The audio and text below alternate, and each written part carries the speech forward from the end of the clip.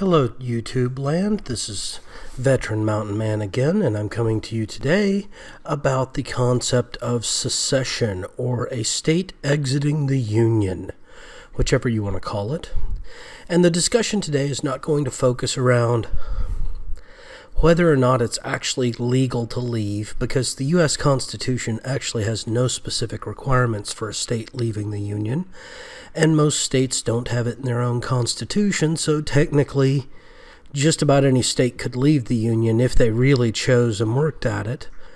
But about why it would be a horrible idea for any one state individually, or even a small cluster of states, say fewer than 1/3 of the population of the United States, would be a very bad idea to secede. So, let's actually go into what we're going to talk about. The first thing you need to realize is the U.S. Constitution doesn't actually state yes or no for leaving the Union, and that's because it's like a club. The U.S. has specific requirements to join. You have to be approved, and those requirements do not include giving up your right to say, I'm taking my ball and going home.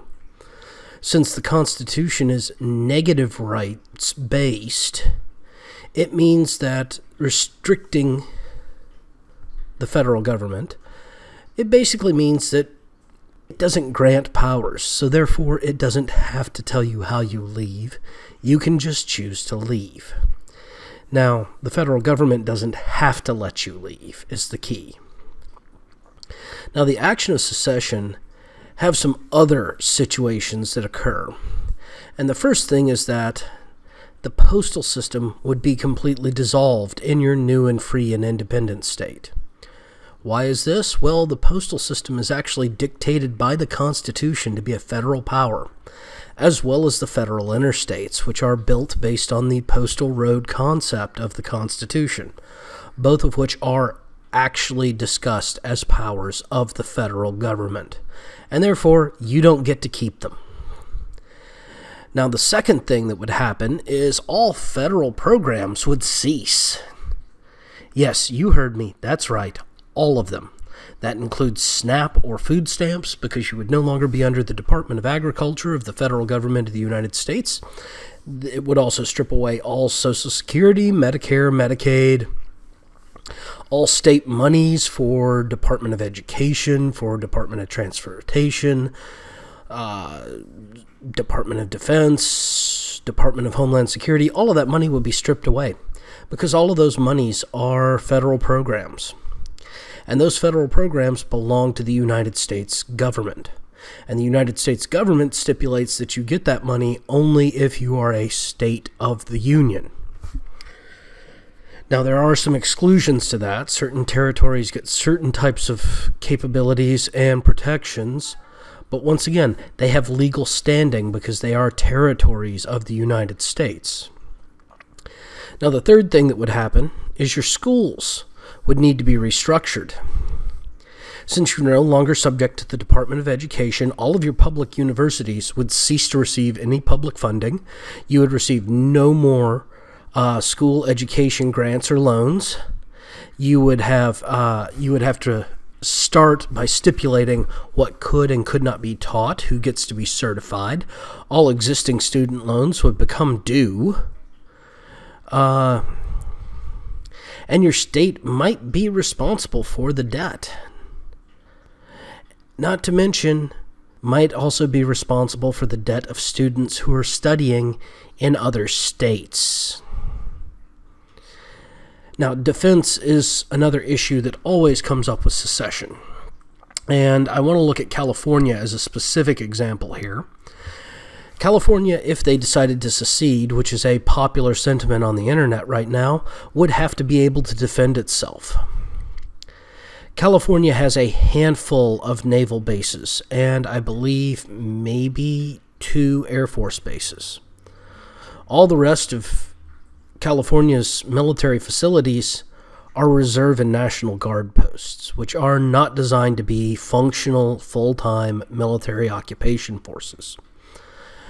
Now, In the state of California, you have fewer guns than most other states in the unions due to the draconian gun enforcement laws, including the one that makes it illegal to own detachable box magazine rifles, which are the common rifle in use for defense in a military situation.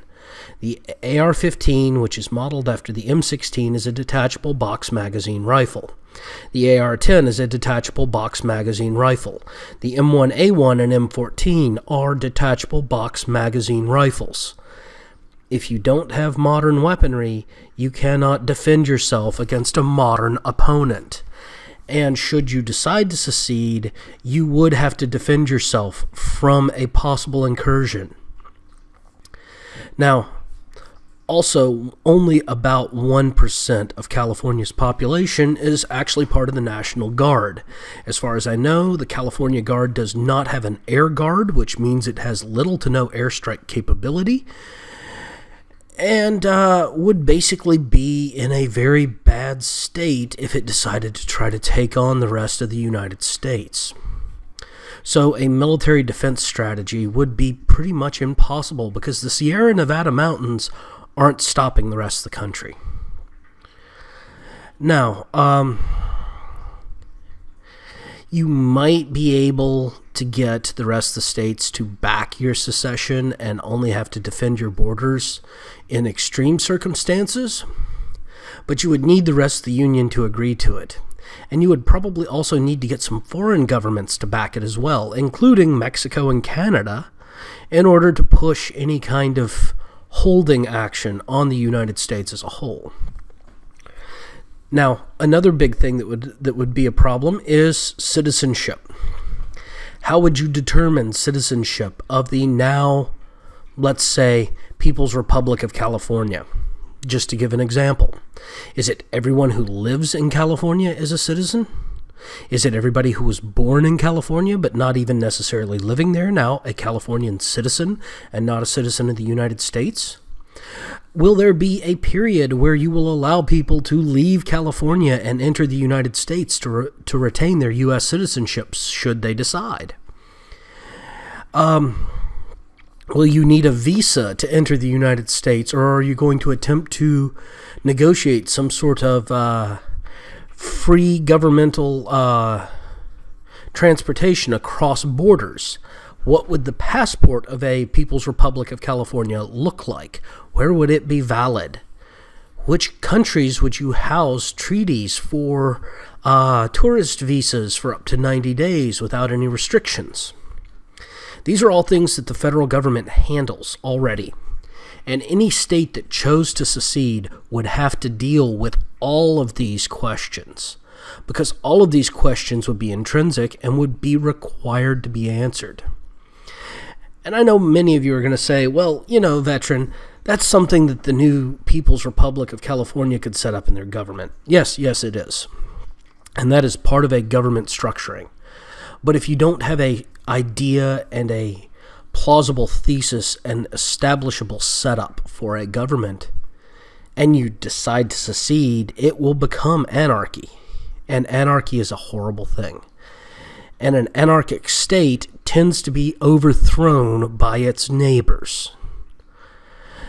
Now, the final major problem that would fall would be currency, because you can't live off Tootsie Pops and unicorn farts. And if you think that there is some sort of crazy notion that you're not going to need to establish a currency because we're going to live in a brand new communistic utopian, yeah, get a grip. You're full of crap, and you know it, and everybody around you knows it, and everybody is just too scared to tell you that your breath smells like crap because you've been eating it too much.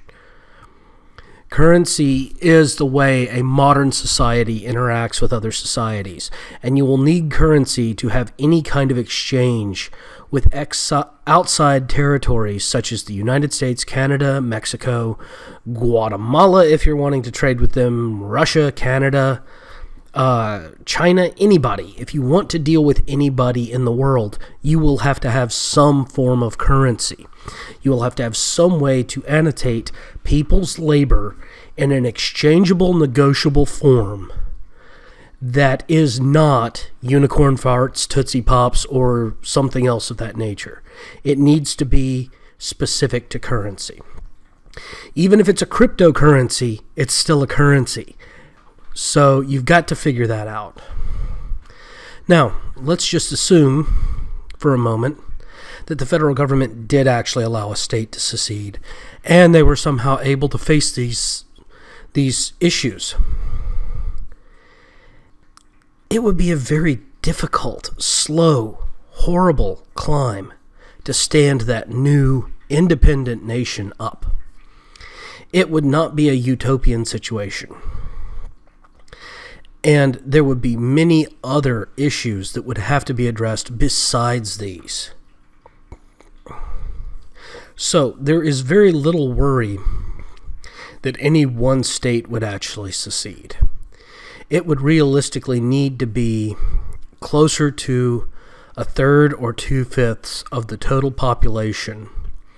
And realistically, for their best capability, it would have to be the non-gun control states. Because the gun control states would not be able to establish a national defense easily enough. Well, I want to thank you all for the discussion that we have just had on the idea of secession in the United States. I know this isn't everybody's cup of tea, especially for my international listeners. Most of you could probably care less. However, I am leaving a link in the description to minds.com/veteran mountain man, where you can discuss this with me if you would like in detail, or you can leave me a comment here on YouTube. Please remember to like and subscribe if you want to support me continuing to do these kind of videos, and also to let me know that I am doing the right thing. Thank you, and have a nice night.